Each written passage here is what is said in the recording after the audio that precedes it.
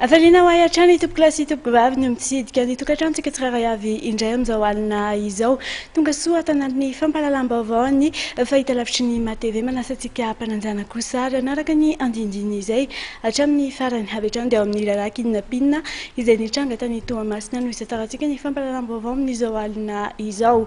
Mpitsara am-perinasa Toamasina no nosamborin'ny brigade criminelle omaly ariva. Izany moa dia mbola ao anatin'ny lalàna fakanankirina ny atrany raha ny fantatra dia io arivo io no nahiditra amponja izy.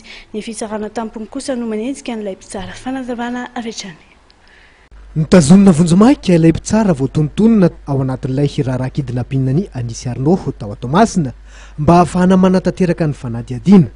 Araka ny fanazavany procureur de la République Razafy Melso Oded Balsama io tolakandro tetsy amin'ny Jenosy dia ny fitsarany eto Antananarivo miaraka amin'ny brigade criminelle no miandraikitra ny fanadihadiana mikasika ity raharaha ity. Misaotra tanteraka ny tsara avy eo Toamasina izay tamin'ny nanaovana ny enquête mikasika ny kidinapinina iny.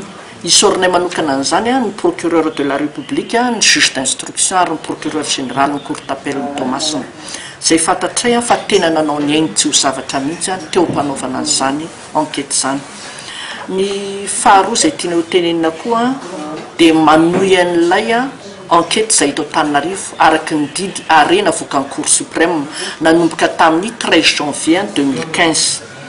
Dia manohy izay manohy tanteraka tena hoe fa miangavy fotsiny izay mba hoe ho respectena fotsiny satria izahay tena manao an'izy sécurité de l'information. Manao an'izany izay ary tena aza matahotra nareo fa ho hitantsika eo ny akaiky ny marina rehefa tsy tena mahita ny marina antsika. Ny fitsarana tampony no mandray an-tanana ny raharaha. Samihafa tokoa mantsy ny fanenjehana ilay mpitsara sy ireo olon-tsotra voaroroy ho tomponantoka tamin'ity raharaha kidinapinina tao Toamasina ity.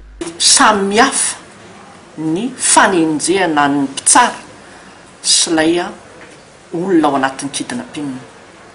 Samihafa satria juge Jackie izay nivoaka gazety Androany dia manaiky izay fa ny Cour suprême manenjika an'izany araka ny article 512 ao amin'ny code de procédure pénale.